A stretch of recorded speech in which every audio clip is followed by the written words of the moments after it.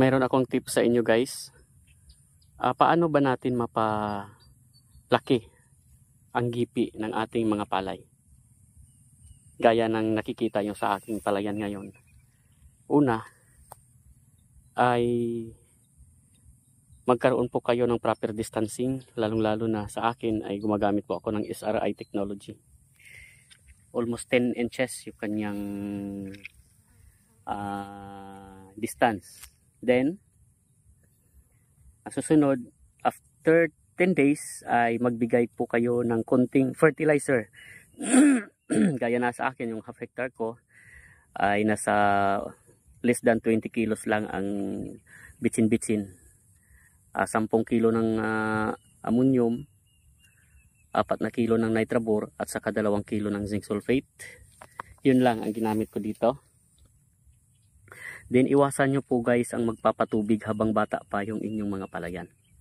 Okay? Yan ang sikreto guys. Iwasan ang magpapatubig ng lagi. Flashing lang po tayo.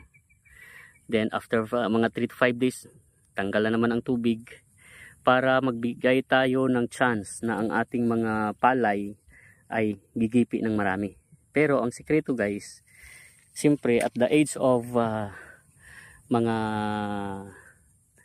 7 days after transplanting ay nag-crop vaccine na po ako rito para mabigyan ng magandang suplemento, enzymes at saka mga microminerals at natural hormones na pinoproduce ng mga mikrobyo na magpapahaba ng mga ugat at magpaparami ng mga gipi. Crop vaccine ang sikreto dyan guys. Tapos siyempre hindi na ako gumagamit ng mga chemical pesticides, lalo na yung mga insecticide at fungicides. Tingnan nyo ang mga dahon guys, ang healthy, walang sakit. 34 days old of SL39 hybrid rice, at napakaganda ng ating palay ngayon guys. Napakalaki ang gipi, halos hindi mo na makikita yung mga lupa sa ilalim.